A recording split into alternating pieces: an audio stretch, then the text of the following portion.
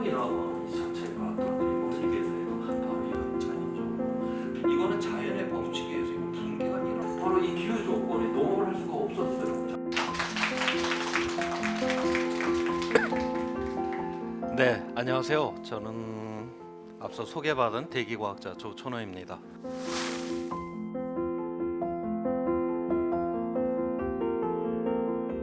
정린건축 여러분들과 함께 이 기후 위기에 대해서 생각할 수 있는 이런 귀한 시간 갖게 돼서 굉장히 영광스럽게 생각을 합니다. 제가 오늘 부제를 거대한 가속에서 담대한 전환이라고 하는 저런 제목으로 잡았어요. 그러니까 지난 수십 년 동안 우리 사회 경제가 굉장히 거대한 가속으로 이제 성장을 이렇게 해왔는데, 그 한편으로는 오늘날 이 지구 환경의 위기, 기후 위기라고 하는 것도 거대한 가속으로 지금 일어나고 있다라고 하는 거죠. 자, 그런데 우리가 이러한 위험은 우리가 의도적으로 일으킨 게 아니에요. 열심히 이 세상을 갖다가 이렇게 성장시켰을 뿐인데 바로 이러한 위험이 이루어졌다라고 하는 것이죠. 자, 그래서 이 위험은 우리가 지금까지 만들어 왔던, 우리가 지금까지 알고 있었던 이러한 세상을 갖다가 좀 수정하거나 보완하거나 이렇게 해갖고는 이건 해결 불가능하다라고 하는 겁니다. 우리가 한 번도 살아보지 않았던 이러한 새로운 세상을 우리가 꿈을 꾸고 만들어가는 완전히 담대한 전환을 할 때만이 바로 이러한 위기로부터 벗어날 수 있다라고 하는 이러한 주제를 갖고서 한번 여러분들과 생각을 해보고자 합니다. 맨 앞에 이제 줄무늬에 이제 디자인이 하나가 있는데, 저거는 세로줄 한 줄 한 줄이 지구의 평균 기온을 지금 나타내고 있어요. 그래서 파란색이 강하면 강할수록 평년보다 온도가 낮았다라고 하는 걸 의미를 하고, 빨간색이 강하면 강할수록 평년보다 온도가 높았다는 걸 의미를 합니다. 자, 그래서 지난 1850년이요, 이제 최근까지 해서 지구의 평균 기온이 이제 상승을 하는데, 최근 들어와서 굉장히 이제 이 붉어지는 점점 이러한 상황이 되었는데, 앞으로 이제 이러한 상태가 계속 지속이 되는 이러한 상황이 되게 되면 바로 우리에게 굉장히 이제 위험이 닥칠 수밖에 없다라고 하는 것이에요. 바로 이제 여기에 대한 이야기를 한번 해보고자 합니다. 먼저 이제 이렇게 기온이 상승된다, 기후가 이제 우리가 변한다라고 하는데, 그럼 기후가 무엇인지 우리 한번 생각해 보도록 하겠습니다. 지금 한강의 모습이 하나 있고, 그 다음에 프랑스 파리의 이제 센강의 모습을 보여주고 있어요. 공간의 모습 자체가 많이 틀리죠. 프랑스 파리는 보니까 강 옆에 바로 건물이 붙어서 이제 올라가는데, 우리는 이제 횡하니 여유지로 두고 저 뒤에다가 이제 건물을 짓는단 말이죠. 대한민국이 프랑스보다 뭐 토목공학이 시원찮아 갖고 강 옆에 건물을 짓지 못하는 나라는 아닐 거예요. 왜 그런가? 바로 이게 이제 기후 때문에 이렇다라고 하는 겁니다. 그래서 이건 기후가 월별 강수량을 지금 보여주는데, 프랑스 파리 같은 경우는 봄, 여름, 가을, 겨울 상관없이 부슬부슬 비가 일정하게 저렇게 내려요. 그러니까 강 옆에 저렇게 건물을 붙일 수가 있는데, 우리는 이제 여름에 대부분의 비가 내리는 것이고, 그렇기 때문에 우리는 홍수 수위에 맞춰야 되는 거죠. 그렇게 되면 강 옆에 건물을 짓기 위해서 우리는 굉장히 높은 뚝을 쌓아야 되는 것이고, 그러면 그거는 유지하고 보수하고 이런 여러 가지 비용적인 측면이 있기 때문에 우리는 차라리 여유지로 두고 저 뒤에다가 건물을 만들 수밖에 없다라고 하는 것이죠. 그 다음에 이 우리가 이제 이 프랑스 파리의 저 강수량, 유럽은 다 저런 식으로 부슬부슬 비가 일정하게 내립니다. 자, 그렇기 때문에 유럽에서는 밀농사를 짓죠. 밀농사는 혼자 나가서 씨를 뿌리고 혼자 나가서 추수를 해도 되는 이러한 농법이에요. 그런데 우리 서울의 강수량은 바로 아시아는 다 저런 식으로 여름철에 대부분의 비가 내리는 바로 이제 우리가 아시아 몬순이라고 하는, 그래서 저 비를 가둬갖고 이 아시아에서는 쌀농사를 이제 짓잖아요. 그런데 쌀농사는 이거는 자기 혼자 자기 논에다가만 이게 물을 대고 이런 식으로 지을 수가 없죠. 저 하천으로부터 물기를 그 동네까지 내갖고 저 윗놈부터 아랫놈까지 차근차근 물을 골고루 분배를 하면서 지을 수밖에 없습니다. 강수량이 1년 내내 부슬부슬 내리느냐 아니면 여름에 한 방에 이렇게 다 쏟아지느냐에 따라서 우리의 이러한 공간의 모습이라든가, 그 다음에 우리의 먹거리, 심지어는 이 인간의 관계까지도 이렇게 영향을 미치고 있다라고 하는 것이죠. 바로 기후에 지금 모든 우리의 이러한 삶의 조건들이 지금 다 맞춰져 있는데, 바로 여기에 변화가 일어난다, 바로 여기에 지금 위기가 있다라고 그렇게 이제 보는 것입니다. 자, 그러면 오늘날의 우리의 이제 이 문명이라고 하는 이 자체가 도대체 어떠한 기후 조건에서 이루어지게 되었는지 그걸 한번 살펴보도록 할게요. 우리 호모사피엔스가 이 지구상에 이제 등장한 거, 그리고 현생 인류가 지구상에 등장한, 그리고 우리와 동일한 존재, 한 20만 년, 30만 년 전으로 보고 있습니다. 자, 그런데 대부분의 시간을 구석기 시대에서 벗어나지 못해요. 우리가 학교에서 배웠던 그 신석기는 고작 10,000년 전의 일이란 말이죠.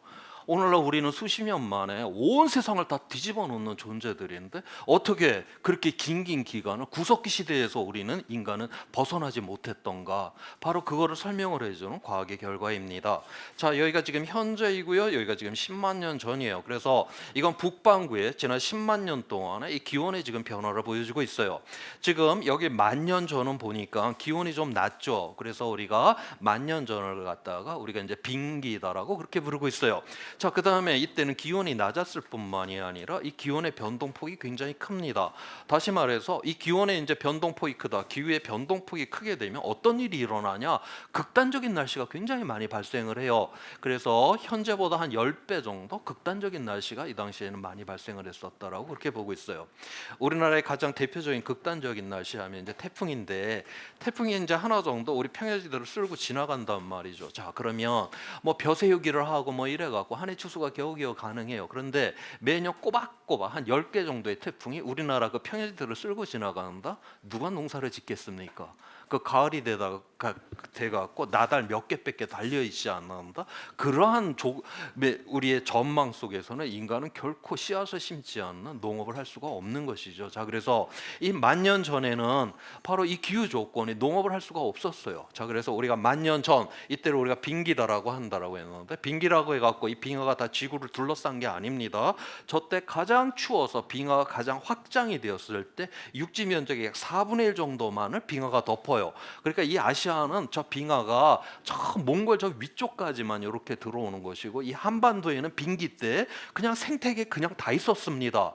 그냥 그 다음에 여기 그냥 사람 살고 있었고, 그런데 여기서 왜 농업을 못했냐? 바로 극단적인 날씨가 엄청나게 많이 발생을 했기 때문에 사람들이 씨앗을 심을 엄두를 못 냈다. 자, 그래서 구석기 시대 생존 방식, 수렵과 채집이라고 하는 이러한 생존 방식으로 살 수밖에 없었다라고 하는 것이에요.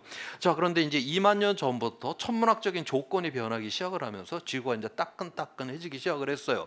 자, 10,000년 전에는 이게 기온이 올라갔을 뿐만이 아니라 기온이 대단히 이제 안정하게 되는, 기후가 이제 안정이 딱 되는 저 순간에 저때서야 인간은 씨앗을 심는, 바로 저기서 농업이 출현을 하는 것이고, 바로 그와 함께 신석기가 시작을 하는 것이고, 그 다음에 이제 강 하구에는 물도 많고 강 상류로부터 퇴적층이 내려서 비료 성분도 많으니까 농업 생산량이 많고 거기에 많은 사람들이 몰리게 되고, 바로 여기에서 이제 문명이 출현을 할 수 있었다라고 하는 것을 여기서 이야기를 해주고 있어요. 그래서 오늘날의 우리의 문명이라고 하는 거는 바로 이 지금 현재 약 80억이 살고 있는데, 이 사람들은 매개 살릴 수 있는 이런 능력을 가져야 됩니다. 바로 그거를 위해서는 이 안정한 기후 조건이 있어야 된다라고 하는 것을 여기서 지금 이야기를 해주고 있는 것입니다. 자, 그런데 우리 인간이 이제 산업혁명 이후로다가 이 세상을 이제 변화시키고 있는데, 바로 그걸 우리가 거대한 가속이라고 그렇게 이제 표현을 해요. 자, 이 그림에서 여기 생물의 총량이라고 하는 거는 지구상에서 살아있는 그 모든 것들, 뭐 식물, 동물, 뭐 곰팡이 해갖고 살아있는 그 모든 것들이 이제 무게를 이제 의미를 하는데, 실제는 이제 나무의 무게가 대부분을 다 차지를 합니다. 자, 1900년 이후 최근까지 해서 이 생물의 총량은 어느 정도 지금 수준을 지금 쭉 유지를 하고 있어요. 자, 그 다음에 인간이 만든 물질이라고 하는 거는 콘크리트, 자갈굴재, 벽돌, 아스팔트, 금속, 뭐 플라스틱 이러한 것들이죠. 자, 이러한 것들인데, 이런 거는 뭐 인간이 만약 이 지구상에 없었으면 존재하지 않았을 이러한 물질이 인간 때문에 지금 생겨난 것입니다. 1900년도를 보니까 지금 인간이 만든 물질은 이 생물 총량 크기의 약 3%의 크기였어요. 그러던 것이 2000년도가 되니까 인간이 만든 물질이 이 생물 총량 크기의 절반 정도로 차지를 했고, 2000년 이후 이 인간이 만든 물질이 지금 2배가 돼서 생물의 총량을 갖다가 지금 돌파를 하려고 하는 이러한 상황에까지 지금 이르게 되었습니다. 지금 생물 실험 시간에 이러한 배양 접시에다가 그 영양분을 쫙 깔아놓고 거기 이제 미생물 한 마리를 이제 집어넣어요. 한 마리가 2마리로 증식을 하고 4마리가 되고 8마리, 16마리, 32마리, 64마리 이런 식으로 우리가 증식을 하는 걸 기하, 급수적으로 이제 증식을 한다라고 하는 것인데, 오늘날 이 인간이 만든 물질이 이 지구상에서 바로 증식하는 이 모습이 바로 기하, 급수적인 거대한 가속으로 지금 증식을 하고 있다라고 하는 것입니다. 우리가 이 배양 접시에 이 미생물이 절반을 채울 때까지는 시간이 제법 오래오래 걸려요. 있어요. 그런데 일단 한번 절반을 채우고 난 다음에는 한 번만 더 증식을 하거나 이 배양 접시에 미생물이 꽉 차게 되고 거기 있는 영양분을 쫙 빨아먹고 멸절을 해버리게 됩니다. 바로 오늘날 바로 이제 우리 인류가 그러한 상황에 지금 진입을 하고 있다라고 하는 것이에요. 지금 전 세계 지금 최근 몇십 년 동안 지금 평균적인 경제 성장률이 3%입니다. 우리가 매년 3%씩 성장한다. 이거 별거 아닌 것처럼 보이지만 이게 복리로 우리가 계산을 하게 되면 2000년도부터 매년 꼬박꼬박 전 세계가 3%씩 꼬박꼬박 성장을 하게 되면 2100년이 되면 경제 규모가 20배가 됩니다. 그 다음에 2200년이 되면 370배가 돼요. 그 다음에 2300년이 되면 7000배가 됩니다. 우리가 3%씩 꼬박꼬박 성장한다. 우리 그거 당연하게 여기는데 그러면 우리가 7000배나 되는 이 경제 규모를 만들었어요. 그러면 그거를 순전히 인간의 두뇌하고 인간의 근육의 힘만으로 이 경제 규모를 그렇게 몇천 배를 만들어낼 수 있냐? 결코 그럴 수가 없죠. 우리가 그만큼 더 에너지와 자원을 갖다 뺐어야 되는 것이고 그만큼 더 온실가스 오염먼지 내뿜고 쓰레기를 쌓아둬야지 그런 세상이 만들어져요. 지금 현재 우리가 매년 꼬박꼬박 3%씩의 경제 성장, 우리는 이건 달성할 수 없는 허구의 세상을 향해서 지금 인류는 지금 내달려가고 있다라고 하는 것입니다. 그래서 바로 지금의 이러한 상황을 바로 이제 우리가 끝장을 내야 되는 바로 이러한 상황이에요. 우리 이 지구가 우리 경제 성장과 함께 같이 이렇게 커져줬으면 좋은 것인데 지구라고 하는 건 이 물질로 되어 있잖아요. 물질이라는 게 뭡니까? 이건 유한한 세상이에요. 어떻게 여기에서 7000배나 되는 그렇게 무한한 인간의 세상을 만들 수 있냐? 이건 발상 자체부터가 이건 근본적으로 틀려먹었다라고 하는 것입니다. 자, 그런데 이 물질적으로 이 유한한 세상에서 이 인간이 만든 세상이 이 지구의 물질적 유한성을 넘어가게 되면 지금까지 이 지구는 인간이 이러한 성장을 하기 위한 경제 성장을 하기 위한 하나의 이제 그런 수단의 역할이었어요. 자, 그런데 인간의 세상이 이 지구의 물질적 유한성을 넘어가게 되면 지구 자체가 주체성으로 이제 이게 바뀌게 됩니다. 우리의 수단이 아니라 다시 말해서 지구가 인간을 공격을 하게 된다라고 하는 것이에요. 그래서 우리가 숨쉬는 공기, 마시는 물, 먹는 식량, 바로 그다음에 우리의 삶의 거주지가 지구로부터 공격을 받게 되는 이러한 상황을 바로 오늘날 지구의 위기다라고 하는 것이고 그 대표적인 현상이 바로 이제 기후 위기를 통해서 드러나게 될 것이다라고 하는 것이에요. 지금 이 그림은 바로 이제 기후 위기가 일어나고 있는 모습을 보여주고 있는데 서기 1년에서 이제 최근까지 해갖고 지구 평균 기온 지금 상승을 하고 있는 것이에요. 최근 지난 100년 동안 화석연료를 사용하면서 급격하게 지금 기온이 상승을 했습니다. 이거로 보면 뭐가 팍 하고 올라가니까 우와 큰일 났다 이렇게 보이는데 그래서 몇 도가 올라갔나 봤더니 지구 평균 기온이 우리 화석연료를 태워서 1도가 지금 상승을 시켰어요. 한 100년 동안에 1도 여기에서 또 우리가 지금 뭐 우리가 새벽녘하고 지금 대낮하고 그 기온 차이가 10도 이상이 나고 우리나라 최고 기온 그다음에 겨울철 최저 기온의 차이가 50도 이상이 나오는데 그깟 뭐 1도가 변했다고 뭐 이렇게 쌩 난리냐. 우리 당연히 이러한 이야기를 할 수밖에 없겠죠. 이게 위험하다라고 했으면 이 1도라고 하는 이 크기의 문제가 아니다라고 하는 거는 우리가 여기서 인식을 해야 돼요. 그럼 크기가 아니면 이게 도대체 뭐냐. 앞서서 제가 그 빙기 때 왜 농업을 할 수가 없었냐. 그때 이 기후의 변동폭이 굉장히 크다. 바로 변화의 속도가 이제 빠르게 되게 되면 극단적인 날씨가 엄청나게 많이 발생을 했었다라고 그랬잖아요. 바로 오늘날 지금 이 1도라고 하는 건 100년 동안에 지금 1도예요. 100년 동안에 사람들이 1도를 변화시켰는데 지난 우리가 100만 년 동안에는 이제 빙기, 간빙기라고 하는 10만 년 주기로 왔다 갔다 했었습니다. 굉장히 자연적으로 규칙적인 변화를 했었는데 이건 자연 스스로가 변한 것이죠. 자, 그래서 우리가 지난 100만 년 동안에 기온이 올라갈 때 그 속도를 이제 계산을 할 수가 있어요. 자연에서 가장 빠른 기온 상승 속도는 1000년에 1도입니다. 자, 그런데 우리 인간은 자연에서 가장 빠른 속도보다 지금 10배나 빠르게 지금 기온을 변화시키고 있다. 변화가 빠르다라고 하는 건 그만큼 극단적인 날씨가 엄청나게 많이 발생한다는 걸 의미를 해요. 자, 그래서 요즘 우리는 매년 이런 기사를 읽죠. 100년에 한 번 발생할 날씨가 일어났다라고 하는 그런 기사를 읽습니다. 우리가 그런데 그걸 매년 읽잖아요. 100년에 한 번 일어날 날씨라고 하면 정상적인 기후 조건에서는 그건 100년의 그런 기사는 한 번 읽어야지 정상인데 지금 우리는 매년 읽는다. 그만큼 극단적인 날씨가 지금 우리 가까이에 지금 와 있다라고 하는 것이에요. 바로 그래서 이러한 극단적인 날씨가 이제 이렇게 증폭을 하게 되면 궁극적으로 우리의 물의 문제, 식량의 문제 이러한 것들이 우리의 그러한 어떤 생존을 갖다가 이제 짓누르게 되는 이러한 위험 속으로 들어가게 된다라고 하는 걸 여기서 의미를 하고 있습니다. 자, 지금까지는 이제 과거에서 현재까지에 대한 변화를 이야기를 했고 이제 미래에 대한 이야기를 한번 해보도록 할게요. 이 그림은 IPCC 이제 6차 보고서 작년에 나온 그 결과를 지금 보여드리고 있는데 IPCC는 유엔에서 이제 각 나라의 기후 과학자들이 이제 모여서 지난 한 5년 내지 7년 동안 이루어졌던 이런 이제 연구 결과를 이제 모아서 분석 보고서를 이제 발간을 합니다. 바로 이제 그 결과를 여기서 지금 보여드리고 있는 거예요. 지금 이 그림에서 이렇게 보게 되면 지금 이 그림은 1950년에서 2100년까지 지구 평균 기온의 이제 변화를 지금 보여주고 있는데 2015년 이전에 이제 과거부터 현재까지에 대한 변화를 보여주고 있고 미래를 보니까 미래의 기후가 하나가 아니라 여러 개로 나와요. 자, 이제 미래 기후는 자연이 결정을 못 합니다.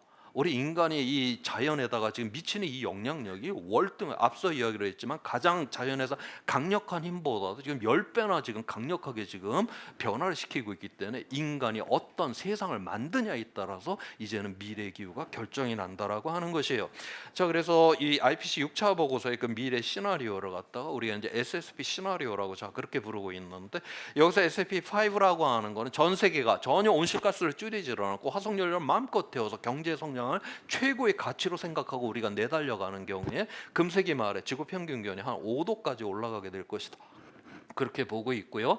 그다음에 SSP3 시나리오 같은 경우는 우리가 분열 시나리오인데 각 나라가 우리나라만 잘 살면 되고 우리 지역만 잘 살면 되고 그다음에 내가 속한 집단만 잘 되면 되고 내 가족만 잘 살면 되고 이렇게 각자 도생으로 이제 날뛰는 이러한 세상이 되게 되면 지구 평균 기온이 3도까지 올라가게 될 것이다. 그렇게 보고 있어요. 자, 2015년에 유엔의 파리 기후 협약에서 지구 평균 기온 상승을 2도 이내로다가 막기로 했잖아요. 그래서 이제 각 나라들이 파리 기후 협약에 이제 협정을 했고 그래서 우리나라를 비롯해서 전 세계 대부분의 나라들이 우리가 파리 기후 협정에 의해서 이제 각 나라가 온실가스를 줄이겠다라고 다 약속을 했어요. 그 배출량을. 그래서 그거를 100%다 지킨다라고 가정을 했었을 경우에 그러면은 지구 평균 기온이 2도 이내로 이제 막아지냐? 그거를 100%다 지킨다 해도 바로 여기 SSP2 시나리오는 거의 한 3도까지 올라가게 될 것이다라고 지금 그렇게 보고 있어요. 지금 우리나라가 지금 뭐 이제 줄이겠다라고 약속한 거 지금 그거보다도 앞으로 더욱 더 강력하게 바로 더 줄이라고 하는 국제적인 압박을 받을 수 있다라고 하는 것을 지금 여기서 이야기를 해준다. 그래서 지금 현재 우리가 줄이겠다라고 한 그거 정도 갖고서는 지금 기후 위기를 막을 수가 없다라고 하는 게 현실이다라고 하는 걸 여기서 이야기를 해주고 있습니다. 자, SSP1 시나리오가 바로 이제 지속 가능한 미래를 이야기를 해요. 이건 두 가지로 나오는데 SSP1 2.6 시나리오는 지구 평균 기온 상승을 이제 2100년까지 2도 이내로 막는 경우이고 SSP1 1.9 시나리오는 1.5도 이내로 막는 바로 이제 여기에서 2도나 1.5도 이내로 막는 여기에서만이 우리에게 이제 지속 가능성이 있다라고 하는 것입니다. 자, 그런데 우리는 이미 1.1도까지 지금 올려놨어요. 우리가 1.5도를 막는다라고 하면 고작 이제 0.4도밖에 지금 남아 있지 않은 그 정도로 지금 다급한 상황에 지금 몰려 있다라고 하는 겁니다. 지구 평균 기온은 우리 체온하고 가장 비슷해요. 체온이 정상보다 한 1도 이상 이렇게 높게 되면 머리가 띵하고 별로 컨디션이 안 좋아요. 그래서 내 몸에 어딘가 지금 이상이 있구나 이런 거를 그래서 자기 몸이 이상 상태를 감지를 하잖아요. 지금 현재 전 세계 뭐 여기저기에서 뭐 기후 위기가 일어난다 이렇다라고 보고는 있지만 지구 전체 차원에서는 아직 기후 위기가 일어났다라고 보진 않습니다. 현재는 기후 위기를 감지를 하고 있는 거예요. 기후 위기가 일어난 게 아닙니다. 지구 평균 기온 상승이 이제 2도 이상이 되게 되면 이제 여기 때부터는 우리가 이제 파국적인 위험에 들어가는 바로 이제 이때부터 이런 위험에 들어가게 될 것이다. 우리 체온도 정상보다 2도 이상이 높게 되면 그때부터 약 먹고 이제 누워 있어야 되는 거 아니에요. 정상보다 한 3도 이상 이게 자기 체온이 높다 이러면 그건 삶과 죽음을 이제 오락가락해야 되는 지금 현재 이제 국제적으로 약속한 이 수준 3도라고 하는 거는 이거는 거의 이 붕괴의 바로 이제 그런 위험성의 그런 온도라고 하는 걸 여기서 이야기를 해주고 있습니다. 파리기후 협약, 저 기온 상승 저 2도 이상이 이제 높아지면 위험하다. 그럼 저건 뭘 기준으로 했냐? 저게 이제 2015년도의 일인데 그 2년 전에 2013년도에 IPCC 5차 보고서가 발간이 돼요. 그때 이제 이러한 유엔의 기후 과학자들이 2도 이상이 높아지게 되면 이제 위험성, 파국적 위험으로 들어간다가 그때 국제적으로다가 합의가 됩니다. 자, 그런데 당시 5차 보고서가 나오던 당시에 이제 일부 이제 그 기후 과학자들이 아니다.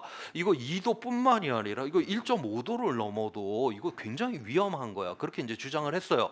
그런데 당시 2013년도에 갖고 있었던 과학적 증거로다가는 국제적 합의가 이루어지지가 않았습니다. 그래서 2013년도에 2도가 이제 위험하다라고만 이제 그때 과학자들이 합의가 됐고 2년 후에 이제 정책 결정자들, 외교관들이 모여서 이제 파리 기후 협약을 통해서 2도를 막자라고 그렇게 이제 약속을 했던 것이죠. 자, 그러면 이 1.5도에 대해서는 어떻게 하기로 했냐? 2013년도에 그러면 새롭게 이 과학적 이거 증거를 5년 정도 더 모았다가 다시 한번 회의를 하자. 그렇게 결정을 했어요. 그래서 2018년도에 인천 송도에서 IPCC 특별총회를 다시 열게 됩니다. 그래서 새로 모아진 5년 동안의 연구 결과를 이제 분석을 해본 결과 이제 2018년도에는 1.5도를 넘어도 이제는 위험하다라고 이때 결정이 돼요. 그 다음에 이 이제 이 1.5도를 막기 위해서는 바로 2050년까지 탄소 중립에 도달해야 된다는 게 바로 2018년도 인천 송도 IPCC 특별총회에서 여기서 이게 결정이 됩니다. 그래서 오늘날 우리 사회에서 뭐 탄소 중립이라고 하는 이러한 용어를 우리가 많이 보고 듣고 하는 거는 바로 2018년도에 있었던 이 IPCC 특별총회 합의 결과에 대해서 바로 우리가 이제 따라가겠다라고 하는 것을 의미를 하고 있습니다. 우리가 여기서 지구 평균 기온이 1도냐, 1.5도냐, 2도냐, 3도냐라고 하는 이거는 우리가 저 크기보다는 바로 저 안에 변화의 속도라고 하는 것이 어마어마하게 지금 빨라지고 있다라는 걸 지금 의미를 하는 것이고, 자, 그렇게 되면 극단적인 날씨가 엄청나게 많이 발생을 하는 것이고, 극단적인 날씨란 게 뭐냐? 이게 뭐 물이 부족하면 가뭄이 들고, 그러면 기근이 일어나고 생물 다양성의 붕괴가 일어나고, 비가 녹기 시작을 하면 해수면이 올라와서 연안 가까이 있는 이런 도시들이 침수를 당하고, 해안 가까이 있는 이런 농토에 바닷물이 들어와서 못 쓰게 돼버리고, 다시 말해서 우리 지구 평균 기온이 상승되는 그만큼 더 우리의 생존의 기반이 무너져 간다라고 우리가 이제 그렇게 이해를 이제 해야 되는 것입니다. 자, 그런데 우리 인류의 역사를 이제 보게 되면 뭐 맨날 자연재난에 뭐 감염병에 전쟁에 뭐 온 위험 투성이었잖아요. 그러면 이 기후 위기도 뭐 그런 위험 중에 하나가 아닐까? 물론 그러한 많은 위험들 속에서 그걸 당했던 사람들은 정말 비극이긴 하지만 인류 전체 차원에서 그걸 하나하나 다 극복을 했잖아요. 극복을 하면서 우리는 더 나은 세상까지도 만들어냈어요. 그것처럼 이 기후 위기도 그런 위기쯤 뭐 그렇게 이제 위기가 온다 해도 우리가 뭐 극복을 해내면 누군가는 뭐 피해는 보지만 인류 전체 차원에서 뭐 그렇게 하면 되지 않을까? 자, 그런데 이 기후 위기는 지금까지 인류가 경험했던 위험하고는 전혀 질적으로 다른 그 속성을 갖고 있습니다. 그거는 바로 회복 불가능성이에요. 지금까지 인류가 경험했던 모든 위험은 회복 가능성이 있었습니다.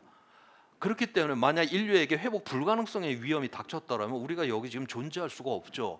다 회복 가능했기 때문에 우리가 여기 존재할 수가 있는데, 이 기후 위기가 극단적인 상황 속에서는 회복 불가능성이다라고 하는 거예요. 자, 앞서서 지난 10,000년 동안 우리가 이걸 홀로세라고 하는데, 바로 이게 농업을 할 수 있는 이 안정적 기후 조건에서 오늘날의 이제 문명을 만들어 왔어요. 자, 그런데 우리가 화석연료를 태워가면서 이 홀로세 이 기후 조건에서 지금 조금씩 이제 벗어나려고 하는, 그래서 우리가 이거를 인류세라고 지금 그렇게 부르고 있습니다. 자, 그런데 지금까지 이제 우리가 내달려왔던 이 방식대로 우리가 그냥 내달려 가게 된다라고 하면 우리는 이 찜통이 지구라고 하는 이 계곡 속에 퐁당 빠져버리게 될 거다라고 하는 거예요. 문제는 이 위험 속에 빠졌다가 문제가 아니에요. 인류는 위험을 겪어내는 게 인류의 역사이기 때문에 빠지는 게 문제가 아니라 이 안에 빠지면 우리가 나올 수가 없다라고 하는 게 이게 이제 문제가 된다라고 하는 것이죠. 자, 왜 나올 수가 없냐? 예를 들어서 한번 말씀을 드려보도록 할게요. 지금 저 시베리아 이 북쪽을 가게 되면 동토지대라고 하는 게 있어요. 이 동토지대는 식물이 수십만 년 동안 꽝꽝 얼어 있는 상태입니다. 식물은 탄소로 구성이 돼 있잖아요. 자, 그런데 요즘 시베리아 시베리아가 막 여름철에 막 30도를 돌파를 하고 막 이런 일들이 일어나요. 당연히 그러면 이 지역이 이제 녹기 시작을 하겠죠. 자, 녹기 시작을 하게 되면 메탄이라고 하는 그 이제 그 이산화탄소보다 30배나 강력한 온실가스인 메탄이 나오게 됩니다. 메탄이 나왔으니까 기온을 높일 거고, 기온이 높아졌으니까 동토지를 더욱더 녹일 거고, 녹였으니까 또 메탄이 나오고, 우리가 이런 걸 이제 자기 증폭성이다라고 하는 건데, 마치 마이크를 갖다 스피커 앞에 갖다 대면 그 어떤 소리를 집어넣지 않는다 해도 마이크가 갖고 있는 약간의 그 잡음이 점차 증폭을 하다 마침내 우리 귀를 찢는다, 그러한 소리가 나잖아요. 그것처럼 바로 지구 스스로가 자기 증폭적으로 이렇게 이제 기후를 변화시킬 수가 있다라고 하는 것이죠. 자, 그러면 이 동토지대만 그런 문제를 있냐? 이건 하나의 예일 뿐이고요. 이렇게 지구는 자기 스스로 기후를 변화시킬 수 있는 이러한 요소들을 여기저기에 쫙 깔아놓고 있습니다. 지난 5억 6천만 년 동안 5번의 대멸종 사건이 지구상에서 있었어요. 그 원인은 각자가 이제 여러 가지지만 하지만 궁극적으로다가 지구 스스로가 이렇게 기후가 자기 증폭적으로 변화가 일어나면서 이렇게 생명들이 5번이나 대멸종이 되었던 것이거든요. 자, 그래서 우리가 중생대의 그 거대했던 공룡 중에 단 한 마리도 우리는 지금 현재 살아서 만날 수가 없게 되는 이런 세상이에요. 오늘날 우리가 이 기후 위기를 막지를 않는다라고 하는 거는 궁극적으로다가 바로 우리가 이 지구라고 하는 것이 바로 이제 우리가 배울 때는 지구는 생명을 풍요롭게 하는 곳이다. 우리 그렇게 배웠는데 우리가 하나 더 알아야 돼요.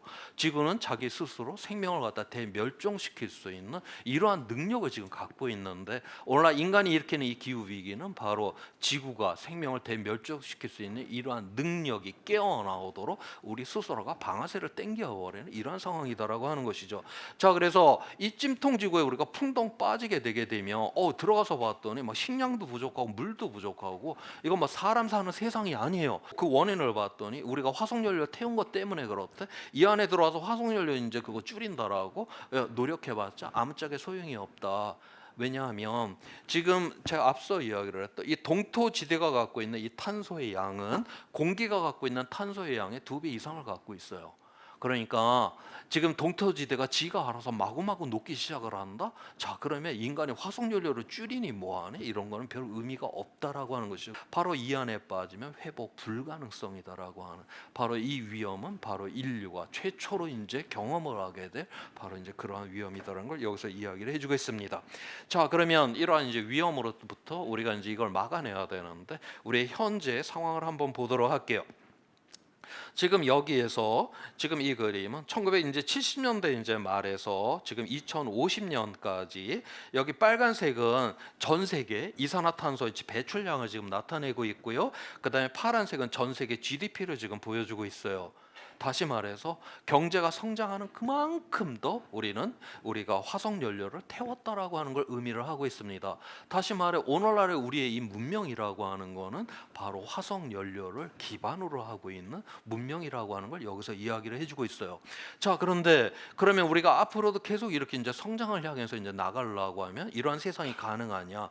우리가 2050년 1.5도를 막기 위해서 탄소 중립에 도달을 해야 된다라는 거는 바로 이제 이 배출량이 이 파손으로다가 이렇게 지금 내려와야 된다라는 거예요.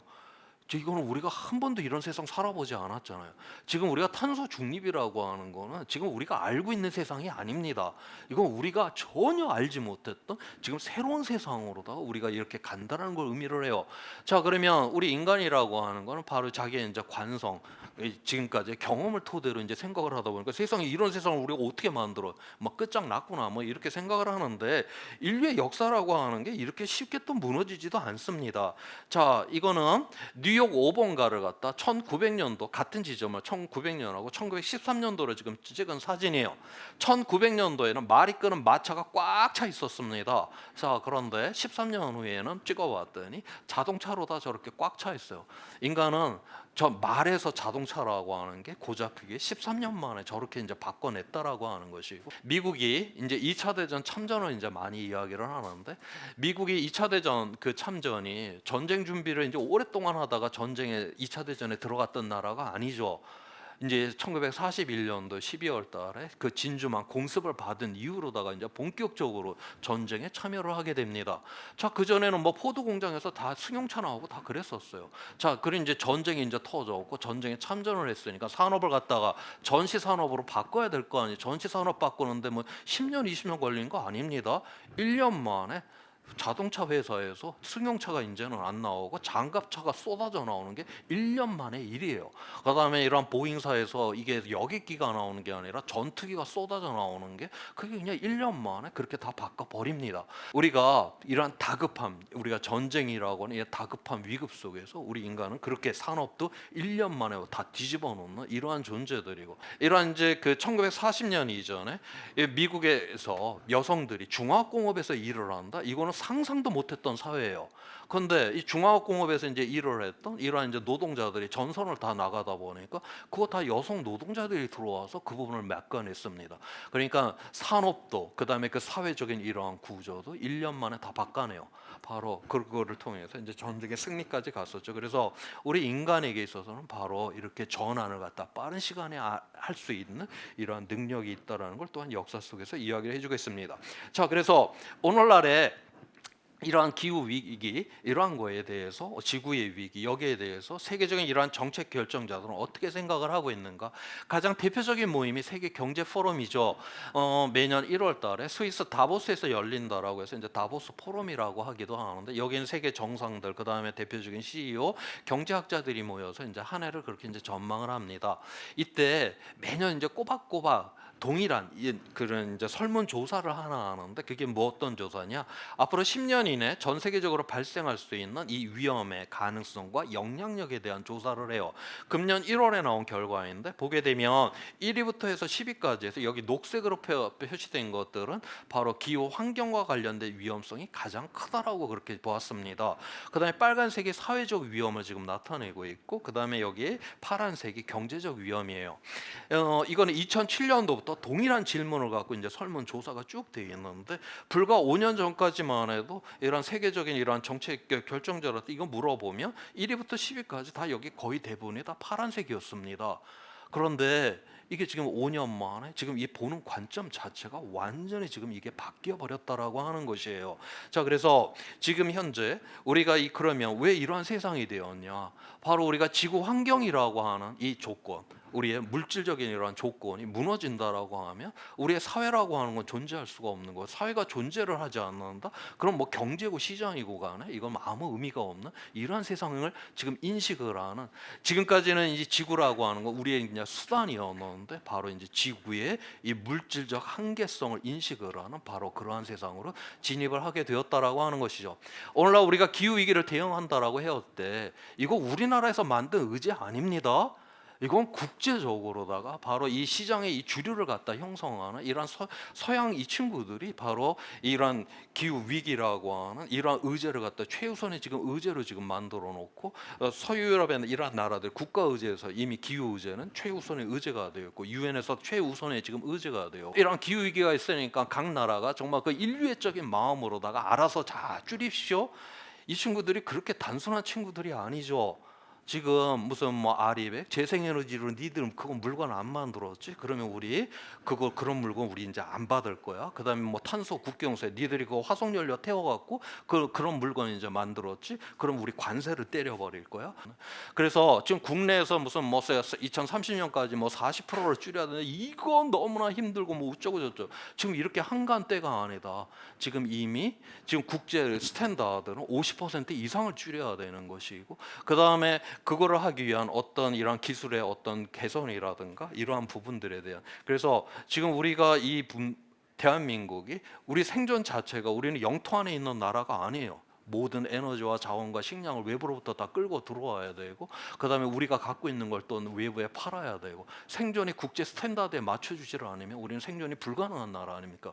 여기에서 우리가 이러한 국제적인 이런 어떤 스탠다드를 쫓아가지 않는다라고 하는 거는 기후 위기 이전에 우리는 시장의 위기를 갖다가 먼저 당할 가능성이 굉장히 높다라고 하는 것을 여기서 지금 이야기를 해주고 있어요. 자, 그래서 이번에 나온 그 IPCC 6차 보고서에서 이미 지금 현재 앞서서 이제 막 이렇게 확 2050년까지 지금 우리가 탄소를 갖다 지금 이제 줄여야 되는데 그건 뭐 앞으로 막 개발을 해야 되고 뭐 없는 세상을 지금 만들어내야 그러한 것들이라기보다는 이미 우리가 현재 갖고 있는 기술을 갖고서도 우리가 각 부분별로다가 줄일 수 있는 양들에 대한 계산을 IPCC 보고서가 지금 이렇게 지금 제시를 하고 있는 것입니다.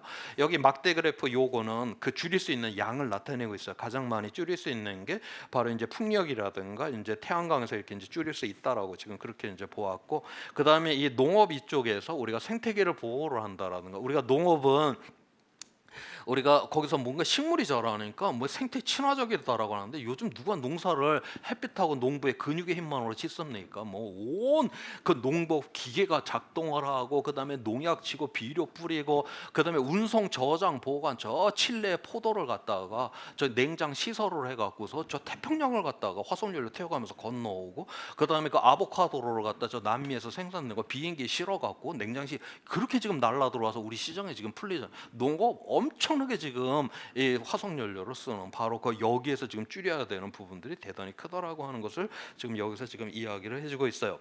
자, 그래서 그 다음에 지금 여기서 이 색깔로 표시된 거는 뭐냐? 하늘색으로 표시된 거는 이제 투자를 하게 되면 바로 이윤이 볼 수가 있다라고 하는 것이에요. 그러니까 예를 들어서 이런 풍력이나 이제 태양광 같은 경우는 지금 우리가 공유지를 사용을 한다라고 하면, 그러니까 공공 건물에 이런 거 공공 건물이라든가 뭐 도로변, 뭐 철도변 이건 다 공유지 아니에요. 그렇게 되면 비용이 처음에는 안 들게 되겠죠. 만약 그러한 것들을 쓰게 되면. 그렇지만 이제 어느 정도를 하게 되면 우리가 굉장히 설치를 하기 어려운 지점에다 이걸 설치를 해야 된다라든가 아니면 토지를 매입을 해야 된다라든가 그래서 훨씬 더 많이 줄이려면 비용은 들어가지만 초기 투자비 대비 이거는 여기서는 이윤이 훨씬 더 지금 많다라고 지금 그렇게 이제 보고 있는 것입니다.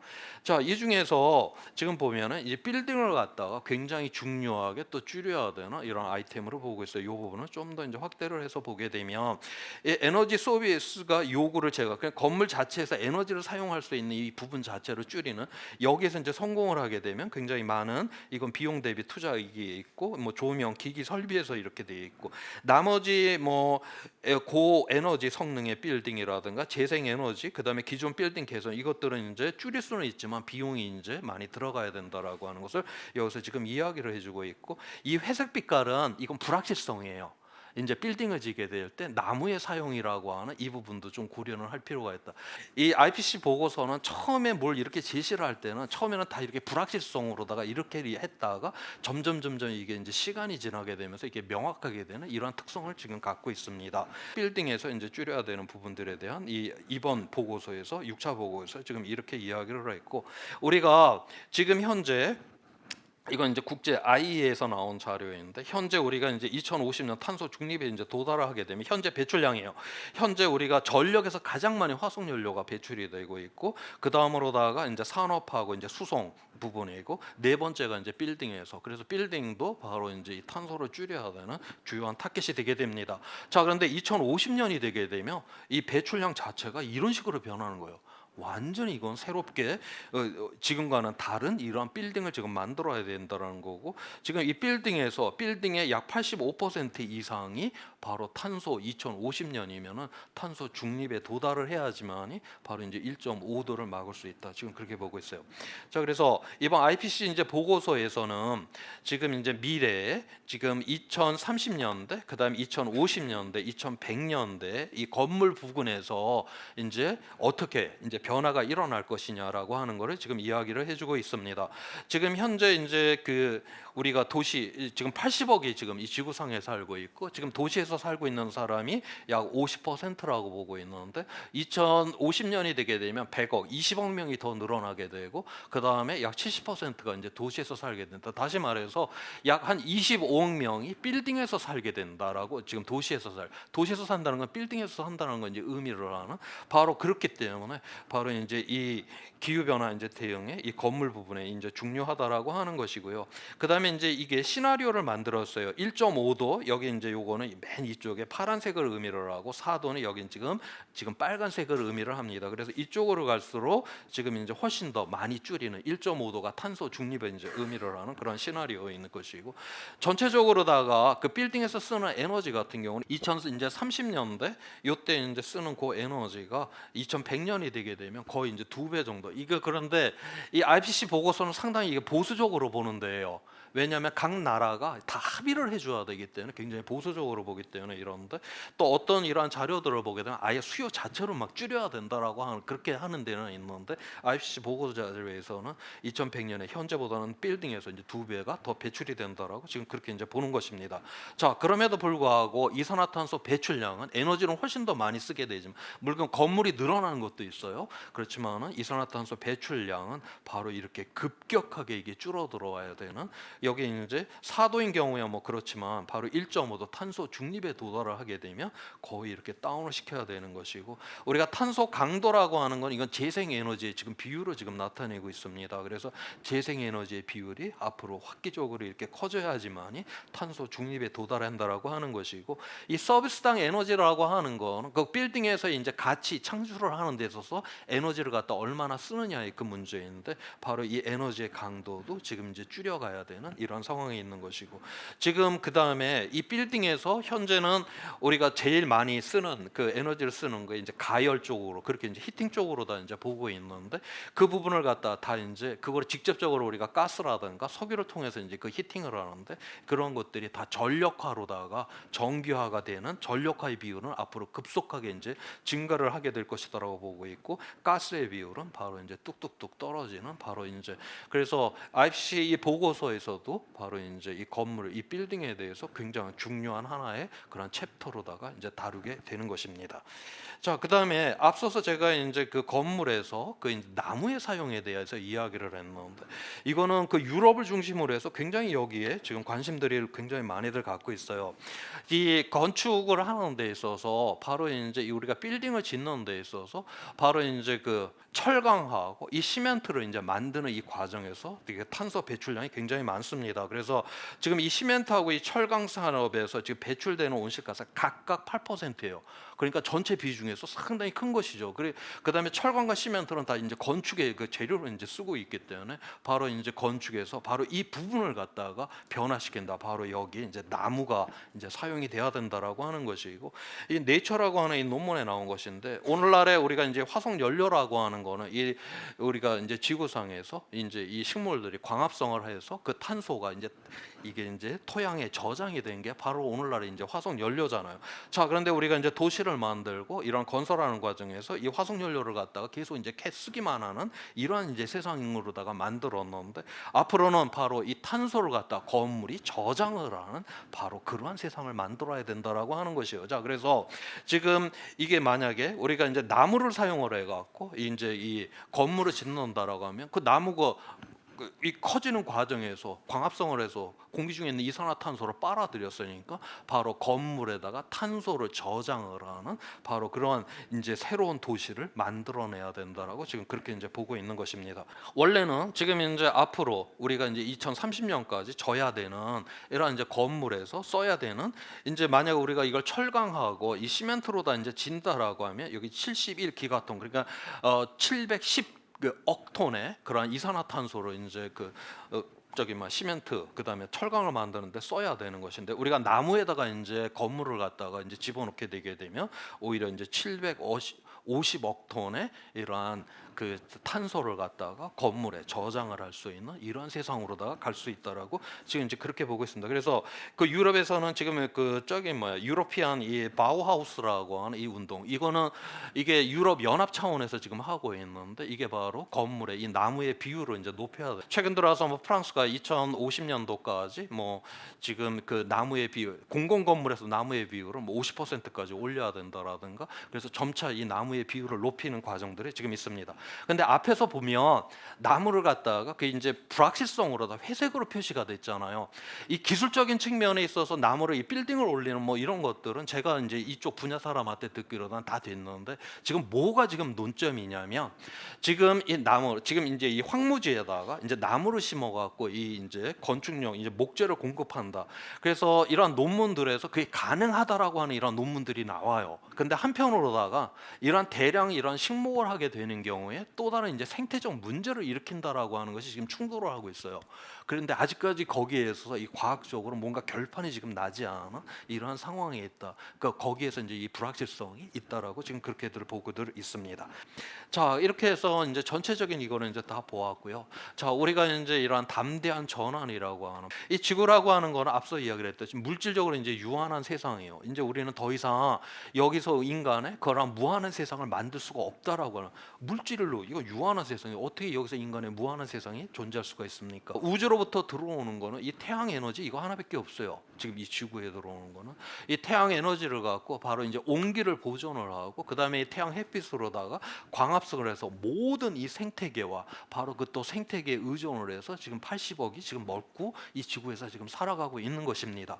태양 에너지 이건 에너지가 지금 들어왔잖아요. 자, 그런데 에너지가 들어오기만 하고 이게 나가지를 않는다? 그럼 지구는 지글지글 끓게 돼 있어요. 자, 그래서 들어온 에너지만큼은 반드시 우주로 빠져나가줘야 됩니다. 그런데 이게 우주로 이제 빠져나갈 때 바로 인간이 배출한 이 온실가스가 우주로 나가는 그 에너지의 일부를 갖다가 바로 이제 잡게 되는 거예요. 그래서 현재 1초에 히로시마 원자 폭탄이 5개가 터지는 에너지가 우주로 가지 못하고 지금 지구에 지금 잡히게 됩니다. 우리 그 유엔에서 첫 번째 기후 협약이 되었던 1998년도 그 교토 의정서 그 해부터 우리가 계산을 해보게 되면 약 31억 개 정도의 원폭이 터진 그 에너지가 우주로 가지 못하고 지금 이제 지구에 잡히게 되었어요. 지금 이 온실가스는 한번 배출이 되고 나면 그냥 수백 년, 수천 년 동안 없어지지가 않습니다. 지금 우리 사회에서 가장 큰 이슈가 되고 있는 이 미세먼지 같은 경우는요, 한번 배출이 된 다음에 대부분이 하루 이틀 사이에 햇빛하고 막 반응을 해갖고 대부분이 다 없어져요. 자연적으로. 가장 오래 가봤자 한 일주일 정도 갑니다. 자연에서. 다시 말해서 미세먼지는 그냥 우리 세대의 문제예요. 그런데 이 온실가스를 한번 넣으면 이게 수백 년, 수천 년 동안 계속 누적성을 갖는 거기 때문에 배출되는 족조, 이건 점차 기후 위기, 이거는 점차 이제 가중이 되는 이러한 상황이고, 바로 그렇게 우리가 축적된 열이 바로 히로시마 원폭 31억 개가 터진 에너지가 지금 지구상에 남아서 오늘날의 지금 기후 위기를 지금 일으키고 있다라고 하는 것이에요. 자, 우리는 왜 이러한 세상을 만들어냈냐? 우리는 끊임없이 이제 경제 성장을 하는 과정에서 이 자원과 에너지를 갖다 끊임없이 우리가 고갈을 시키면서 뺏쓰고 있잖아요. 그 다음에 온실가스 오염먼지 이 쓰레기는 계속 쌓아두고 있어요. 한쪽은 계속 지금 고갈을 시키고 있고 계속 쌓아둔다. 지구는 이 에너지와 자원이 이렇게 순환이 돼야 되는 곳이지 한쪽은 계속 고갈시키고 한쪽은 계속 쌓아둔다. 이거는 자연의 법칙에 의해서 이건 붕괴가 일어날 수밖에 없습니다. 어떻게 이게 무한히 한쪽은 고갈시키고 한쪽은 쌓아두는 이게 어떻게 계속 무한성을 가질 수가 있어요?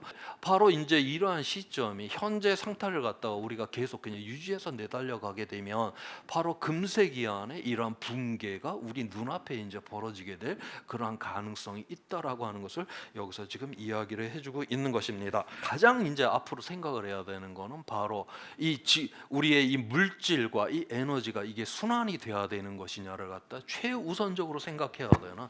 그래서 오늘날 뭐 우리가 ESG라고 하는 우리가 환경이라고 하는 거, 그 다음에 사회 S, 그 다음에 이제 가버넌스, 우리가 그렇게 이야기를 하는데 지금까지는 예전에도 뭐 환경을 보호를 해야 된다, 그 다음에 사회적인 기여를 해야 된다, 그 수십 년 전부터 해왔던 소리입니다.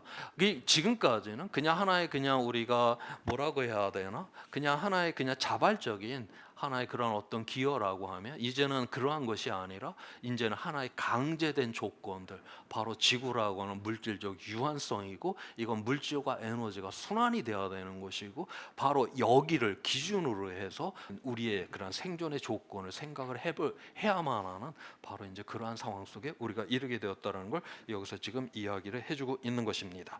자, 그래서 이제 우리가 이제 제일 먼저 이제 환경이라고 하는 이걸 이제 고려를 해야 된다라고 하는 것이고요. 자, 그래서 지금 이 그림 맨 앞에 이제 그 줄무늬 이제 디자인으로 이제 돌아왔습니다. 1750년 이제 처음 우리가 이제 증기기관이 발명이 되었고, 그다음에 이제 온실가스가 이제 배출이 되기 시작을 했는데, 이게 이제 온실가스는 누적성을 갖는다라고 하는 것인데, 최근 1980년 이전까지는 이게 기온 상승이 그렇게 보이지가 않았었어요.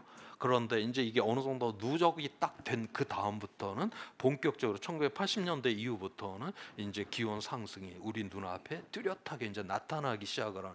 그 다음에 이거는 우리가 배출을 하는 한 이건 없어지지가 않기 때문에 점점 강해질 수밖에 없는 이런 상황이에요. 자, 이런 상황 속에서도 맨 아래에 있는 우리가 지구 평균 기온 상승을 1.5도로 막거나 그다음에 그 바로 위에 있는 2도로 막는 여기에서만이 바로 우리는 지속 가능성이 있다라고 하는 것이고, 현재 배출량을 그대로 유지를 하게 되면 이제 금세기 중반 이후가 되게 되면 우리는 이제 회복할 수 없는 바로 이제 그런 파국적 위험에 이제 들어가게 될 것이다라고 그렇게 보고 있어요. 자, 그래서 오늘날 이 기후 위기를 막을 수 있는 이 세대가 바로 지금 현재 세대라고 지금 이제 그렇게 이제 보는 것이고, 바로 현 세대가 만약에 이 기후 위기를 막아내지 않는다라고 하면 인류 최초로 자기의 미래 세대의 생존을 짓밟아 버리는 세대가 바로 우리 세대가 될 것이다. 그만큼 우리 세대의 책임성이 이제 크다라고 하는 것을 여기서 지금 이야기를 해주고 있습니다. 마지막 이제 사진이에요. 이거는 제가 이제 지내고 있는 서귀포 앞바다에서 이제 벌어지고 있는 이제 비 내림이라고 하는 현상인데, 우리가 이제 이 기후 위기라고 하는 것이 이 먹구름처럼 막 이제 먹구름 몰려오고 있어요. 몰려오고 있는데 기후 위기가 일어난 게 아니라 기후 위기를 감지를 한다라고 했잖아요. 자, 먹구름이 이제 몰려오면 세상이 점점 어두워지고는 있는데 아직까지 하늘이 완전히 닫혀져 갖고 새까만 세상은 아닙니다. 자, 그러면 저렇게 먹구름이 몰려도 바로 이제 하늘에 저렇게 이제 구멍들이 여기저기 저렇게 뚫려 있게 되면 저렇게 빛이 내려오는 저 빛 내림이라고 하는 저런 찬란한 현상이 일어나게 됩니다. 오늘날 제가 앞서 이야기를 했듯이 오늘날 우리 인간이 단 한 번도 먹고 살만하고 살만했었을 때 인류는 진보를 해본 적이 없어요. 항상 이런 위험에 쫓기고 이러한 어떤 위기 속에서 인류는 한 단계 그렇게 도약을 한 그러한 존재입니다. 자, 그래서 우리 인간은 이 불이 나게 되면 달리기 시합 때보다 훨씬 더 빨리 뛸 수 있는 이런 놀라운 능력을 발휘하게 되잖아요. 우리가 이 기후 위기 앞에서 바로 이거를 정확하게 우리가 인식을 하고 이 위기를 대응을 하는 바로 이러한 세상을 우리가 만들어낸다라고 하면 바로 우리는 보다 더 도약을 할 수 있는 바로 이제 이러한 기회가 우리에게 이제 와 있다라고 그렇게 보는 것이 타당하다라고 저는 그렇게 생각을 하고 있어요. 그래서 바로 이제 이 기후 위기를 통해서 바로 우리는 새로운 세상을 향해서 나갈 수 있는 바로 그러한 기회가 우리에게 온 것이다. 그래서 바로 그러한 이제 조건들, 이 지구군은 바로 물질과 에너지가 순환이 되는 바로 이러한 지금까지 살아보지 않았던 이러한 새로운 세상에 대한 바로 이러한 부분들을 우리가 이제 구축해 나가는 것, 바로 거기에 바로 건축의 역할이 대단히 또 크게 작용을 한다라고 하는 이 이야기를 제 이야기를 마치도록 하겠습니다. 네, 고맙습니다.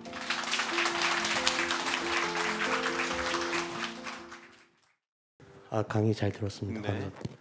저는 그냥 단순한 질문 두 가지만 좀 드리고 네. 싶은데, 하나는 아까 처음에 보여주셨던 그래프에서 100만 년 전의 기온 네. 상승과 하락의 그래프를 보여주셨는데, 그게 어떻게 예측이 가능했는지, 100만 네. 년 전이면 우리가 이제 과학 문명이나 이런 예. 게 없을 때인데 그 어떻게 예. 기온의 추적이 가능했는지가 그게 좀 궁금했고요. 두 번째는 이런 어떤 환경적인 제약이 원래는 아까 말씀드렸던 GDP하고 비례하는데, 네. 그런 선진국들이 그동안에 배출한 뭐 온실가스가 당연히 네. 많을 것이고, 후진국에 비하면 그 사람들, 그러니까 그 선진국들의 부담이 더 커야 되는 거 아닌가. 네.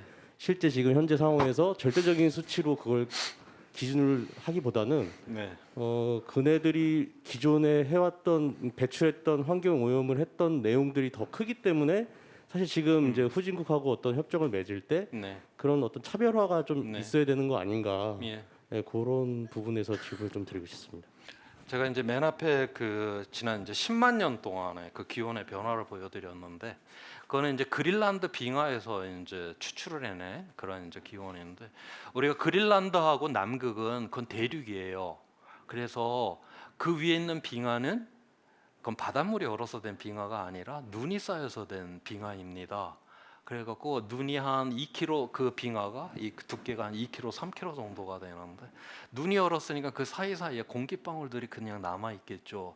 그래서 그린란드 빙하에서는 우리가 10만 년 전까지의 공기방울을 우리가 뽑아낼 수가 있어요. 그다음에 남극 빙하는 약 80만 년 전까지 우리가 그 공기방울을, 그거는 실제 그래서 우리가 공기방울 80만 년 전에 공기방울을 갖고서 그 안에 있는 우리가 온실가스 농도 정확하게 그냥 80만 년 전에 공기에서 직접 그거는 측정하는 것입니다.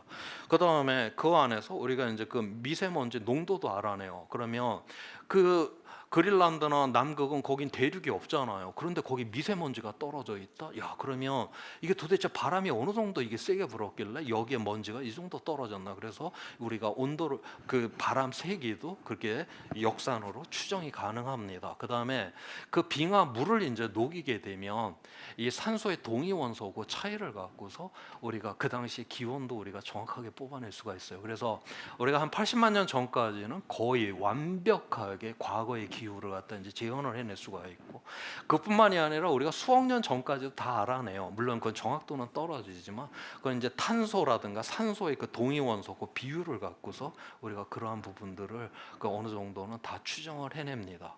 예, 그래서 뭐 상당히 그건 실제 80만 년 전 공기를 갖고서 우리가 직접 다 측정을 하는 거니까 굉장히 정확하다, 그렇게 볼 수가 있고요. 그다음에 앞서 이야기를 했듯이 오늘날의 이제 기후 위기라고 하는 거는 이제 잘 사는 나라에 이제 이러한 그들의 그러한 어떤 그 배출 때문에 오늘날의 이제 위기가 일어났죠. 그런데 지금 이제 대한민국 같은 경우가 이제 거기로부터 그렇게 자유로운 나라는 아니에요. 이미 이제 현재 배출량도 10위권 안에 들어가 있는 나라이고, 그다음에 이제 온실가스는 현재 배출량만 봐야 되는 게 아니라 누적 배출량을 봐야 되는 거예요. 왜냐하면 얘는 없어지지가 않는 가스이기 때문에. 그런데 우리나라가 지금 한 20위권의 누적 배출량도 상당히 큰 나라예요. 이미 이제 우리가 그런 책임성으로부터 벗어나기가 굉장히 지금 어려운 나라에 그렇게 이제 속해 있다라고 하는 것이고, 자, 그래서 작년 이제 6월 달에 G7 회의를 하면서, 당시에 그 G7 회의를 할 때 이제 우리나라 대통령도 초대를 해갖고 이 친구들이 그렇게 해갖고 작년 G7 회의를 6월 달에 했었습니다. 그때 이제 그 여러 가지 이제 의제가 있었지만 그 중에 하나가 바로 이제 지구 환경 그 기후 의제도 굉장히 중요한 의제였어요. 그 G7 회의 때. 그래서 지구 환경 이 의제에서 이제 세 가지를 합의를 하게 됩니다. G7 회의에서. 그 당시 앞으로 이제 1.5도를 막는, 파리 기후 협약 이제 2도는 이미 이제 돼 있는 거니까 이제 1.5도를 막는 이 이제 협약이 이제 맺어져야 되는 것이거든요. 그래서 이 G7에 있는 나라들이 거기에 책임성을 지고 적극적으로 그 1.5도를 막기 위해서 최선을 다한다라고 하는 게 있고, 기후 변화와 관련돼서. 그다음에 그 유엔에서 이 지구 환경과 관련돼서 굉장히 중요한 또 하나 기후 변화 말고 의제가 생물 다양성이에요. 지금 생물 다양성이 지금 거의 우리가 앞서 제가 5번의 대멸종 사건이 있었다라고 했는데 거의 그 수준으로 지금 생명들이 지금 죽어나가고 있어요. 그러니까 우리가 대멸종이라고 해갖고 뭐 자고 일어났더니 공룡이 한 마리도 없는 세상이 그런 거 아니거든요. 이게 수천 년 동안 이제 죽어 나가갖고서 그렇게 대멸종이 됐는데 이미 비율로 따지면 거의 그렇게 대멸종 수준으로 지금 들어와 있다. 그래서 굉장히 심각하게 지금 보고 있습니다. 그래서 그 유엔에서 또 뭐를 하냐면 이제 1.5도를 막아야 되고, 그 다음에 이 해양하고 그 다음에 육지의 30%를 완전히 야생으로 묶어야 된다라고 하는 이 협정이 굉장히 지금 생물 다양성과 관련된 이 협정이에요. 자, 그러면 근데 이제 잘 사는 나라들이야 뭐 그래 1.5도 맞고 뭐 기술도 있고, 그다음에 뭐 자연 보호하는데 잘 사는 나라도 당연히 뭐 한 30% 보호하지, 뭐 이거 충분히 가능한데, 그럼 제3세계 국가들 입장에서는 쥐들도 자기네들도 이제 봤더니 옆에 석탄도 많이 나오고 그래서 그거 이제 떼갖고서 석탄 발전소 하나 만들어 보려고 그러고, 그다음에 저 야생지 좀 이렇게 개발을 해갖고 뭐 좀 경제를 성장을 해보려고 하는데 뭐 유엔에서 이런 거를 못하게 막아? 이제 말이 안 되잖아요. 당연히 이거는 뭐 제3세계 국가는 이건 합의를 할 수가 없어요. 그냥 하자라고 도장 찍자라고 하면. 자, 그러니까 그때 이제 이 두 가지를 갖다가 적극적으로 지원한다라고 하는 거가 있고, 세 번째 뭐가 들어가냐면 여기 지금 이 잘 사는 나라들이 매년 1,000억 달러를 모아갖고 이 1,000억 달러를 제3세계 이 생물 다양성 보호와 이 기후위기 대응하는데 바로 이 1,000억 달러를 이 잘 사는 나라들이 모아야 된다. 그래서 이제 대한민국 대통령까지 중국까지 데려다가 이걸 돈 내는데 우리 합의를 하죠. 그렇게 이제 한 것이에요. 자, 그러면 1,000억 달러를 갖다 그래도 뭐 이런 서양이라든가 잘 사는 나라들이 그렇게 이제 기후 위기라고 하는 사고는 이렇게 쳤지만 참 인류애적인 마음이 있어서 참 착하네. 우리가 그렇게 생각할 수가 있겠죠. 자, 그런데 제가 작년에 뭐 어떤 외신 뭐 그쪽 뭐 약간 칼럼 그쪽을 읽다가 보니까 그 1,000억 달러에 대해서 어떻게 설명을 하냐. 제3세계 이제 뭐 석탄 발전소를 짓지 않는 대신에 이제 뭐 풍력이라든가 그다음에 무슨 뭐 태양광이라든가 그다음에 그 전력망 분산망이 이제 깔려서 들어가야 되잖아요. 그렇게 되면 이거는 누구의 기술이 들어갈 거예요. 그러니까 이건 다 이제 서양의 기술들이 그 1,000억 달러라고 하는 건 그런 인프라를 다 깔아주면서 미리 이제 그렇게 선점을 하는. 그래서 단순하게 그 인류애라고 하는 그다음에 이 기후 위기, 지구 환경의 위기에 대응뿐만이 아니라 거기에는 각 나라가 그 돈을 대지만 그 투자에 대한 바로 인프라망을 갖다 구축을 한다. 그래서 지금 유럽 같은 경우는 특히 그 북아프리카의 그 사막에 대해서 엄청나게 관심이 많아요. 저거는 뭐 저기서 나오는 그 에너지는 어마어마하거든요. 바로 그거를 그 에너지를 바로 이제 수소화를 시켜갖고 그걸 파이프라인을 통해갖고서 아예 이제 유럽을 보내버리는 이제 이러한 미래들, 바로 이런 것들은 자기네들의 기술이 거기에 다 이 표준화된 기술들이 깔려 들어가게 되면 결국 다시 그래서 그 자체도 또 다른 하나의 식민주의가 될 수밖에 없는 이러한 구조를 갖고 있다. 그래서 여기 안에 우리가 인류애라고 하는 이 기후 위기, 지구 환경의 위기 대응, 그다음에 1,000억 달러라고 하는 그런 어떤 보상적인 이러한 측면들이 있지만 또 그 안에는 또 다른 또 경쟁과 새로운 세계에 대한 구축들이 또한 그렇게 담겨져 있다. 그렇게 보고 있어요. 네. 네, 혹시 네. 박사님 말씀 잘 들었습니다. 각 산업 분야에서 미치는 그 기후 위기, 그다음에 개선 방안 뭐 이런 거 그래프도 잠깐 봤는데요. 박사님 보시기에 건축, 특히 네. 우리나라 건축의 기후 위기 대응에 대한 그런 그 노력들이나 단계는 어느 정도라고 보시는지요? 제가 그거는 잘 그거는 아직 모르겠어요. 유럽하고 비교나 이런 부분들은 혹시 뭐 안 가지고 계신가 해서요. 제가 알고 있는 정보는 아무튼 뭐 독일의 그쪽 기후 역량 평가를 하는 그쪽 이제 과학원 원장님을 만나서 그분이 아무튼 저기 아까 뉴 유로피안 바우하우스 그 운동 그거를 굉장히 아무튼 중요하게 그렇게 굉장히 강조를 하더라고요. 그러면서 그게 이제 그 목재 사용의 그 빌딩이 아니 그래서 어떻게 해요? 뭐 나무로다가 어떻게 빌딩이 올라가냐 그랬더니 아니야 그거 이미 기술로다가 이미 다 돼 있는 거야라고 그렇게 이야기를 하시더라고요. 그래서 저는 그분한테 처음 들었어요. 굉장히 아무튼 세계적으로 유명하신 분인데 그래서 유럽을 중심으로 뭔가 지금 열심히 하고 있구나. 지금 뭐 그래서 이런 일단은 지금 이제 공공 건물에 대한 이제 이 나무의 비율을 높이고 우리 산림청도 굉장히 지금 관심 갖고 있게 그렇게 그래서 뭐 5층인가 7층짜리 무슨 나무 빌딩을 뭐 하나 만들었다 언론 보도에서 그런 거를 본 적도 있고요. 제가 알고 있는 수준은 그 정도밖에 없습니다. 네. 기상과학 원장님이셨고 어떻게 보면 기후에 대한 데이터를 많이 접하셨기 때문에 어떻게 보면 저희 미래에 대한 예측 부분에서도 남들보다는 조금 더 좀 다른 예측치를 가지고 계실 수 있을지 않을까라는 질문인데요. 뭐 테슬라의 뭐 일론 머스크 같은 경우는 지구는 멸망할 거라는 시나리오를 가정하고 화성에 가고자 하는 어떤 사업을 하지 않습니까? 조천호 박사님은 저희 인류가 이거를 기후 위기를 극복을 할 수 있을 거라고 생각하시나요? 우리가 이거 극복한다라고 하는 이러한 미래의 그런 어떤 희망성 그거를 배제를 하고서는 우리가 그 다음에 이야기는 할 수가 없잖아요. 그리고 분명한 거는 아직까지 시간이 있는 거는 확실하거든요.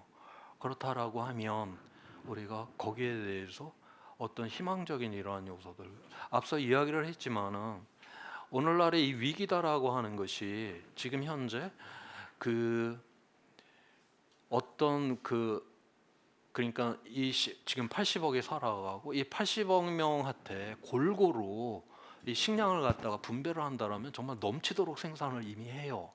그 다음에 80억 명한테 지금 생산되는 우리가 이 생필품을 골고루 분배를 해도 정말 넘치도록 그렇게 생산을 해요. 오늘날 우리는 그런데 흔히 우리가 끊임없이 우리가 세뇌 교육처럼 듣는 거는 경제 성장을 안 하면 무너진다라고 하는데 지금 결코 골고루 나누기만 하면 우리는 넘치는 세상 속에서 지금 살고 있다라고 하는 거죠. 그래서 오늘날의 위기의 본질이라고 하는 건 결핍이 아니라 바로 과잉이라고 하는 바로 이 메시지거든요. 바로 우리가 이 과잉의 부분을 우리 스스로가 바로 이제 이 기후 위기, 지구의 위기를 통해서 성찰을 통해서 우리가 깨닫고 바로 그거를 막아낼 수 있는, 그러면서 이 물질과 에너지가 재생을 할 수 있는 이러한 세상을 만들어내는 것. 이거는 저는 이제 새로운 그러한 희망의 그러한 세상이라고 그렇게 보고 있고, 우리 인류가 지금까지는 눈앞에 보이는 위험에 대해서는 굉장히 즉각적인 반응을 굉장히 잘해요. 빠르게 반응을 하고, 최근 들어서 우리 미세먼지 같은 경우, 솔직히 말해서 기후 위기하고 미세먼지를 이 위험성으로 같이 대놓고 보면 이건 비교 자체가 안 됩니다. 미세먼지는 기껏해야 우리 건강이라고 하는 특정한 영역이고, 그다음에 그 세대의 문제일 뿐이에요. 그다음에 그때 일어날 때 그 문제일 뿐이고, 그런데 기후 위기는 어마어마한 이 광범위한 이게 문명적 이게 파국을 의미를 해서, 그런데도 우리는 미세먼지에 훨씬 더 민감하게 반응을 하죠. 그 이유는 이건 눈앞에 보이잖아요. 저 누리끼리 한 게 눈에 보이고 저게 내 폐 속으로 들어가고 우리 아이들의 폐 속에 들어간다. 그러니까 당장 즉각적 조치를 취하라고 하는 바로 이제 이러한 요소들을 이제 갖는 것인데, 이러한 이야기를 해요. 진화론 이쪽에서 하는 이야기가, 우리 조상들은 옛날에 수만 년 전에 이 숲에서 뭔가 어둠 속에서 우리보다 큰 어떤 것이 이렇게 훅 지나갈 때 그게 너무 궁금한 거야. 그래갖고 이제 이게 뭔가 그래갖고 그거 이제 보러 이제 그거를 그게 궁금했던 이러한 존재들은 이제 다 잡혀 먹어서 우리의 조상이 될 수가 없었고, 그 시커먼 게 뭔가 하나 쑥 지나가면 놀래갖고 그냥 무조건 튀어 도망을 갔었던 이러한 존재가 이제 우리의 조상이 되었다. 그래서 우리는 눈앞에 보이는 그 무엇의 위험성에 대해서는 굉장히 즉각적인 이런 반응을 하는 것인데, 이 기후 위기는 우리 눈앞에 그렇게 지금 보이지가 않잖아요. 자, 그러면 저는 우리가 그런데 그런 눈앞에 보이지도 않는 이러한 위험을 우리가 미리 인식을 통해서 이거를 막아내는 존재가 되었다. 저는 인류사적으로 이거는 완전히 지금의 인류가 안에 우리는 이제 앞으로는 눈에 보이지 않는 위험도 우리는 인식을 통해서 먼저 파악을 하고 그걸 막아내는 존재가 되었다. 저는 인류사적으로 지금 도약의 어마어마한 그런 시점이 우리 앞에 지금 놓여 있다. 그래서 하나는 파멸이고 하나는 인류사적인 엄청난 도약이 지금 우리에게 그렇게 있다. 그러면 우리는 희망 이쪽에다가 우리는 봐야 되지 않을까? 저는 그렇게 보고 있어요. 네. 네, 그러면 오늘 세미나는 여기서 마무리하도록 하겠습니다. 예. 예, 고맙습니다.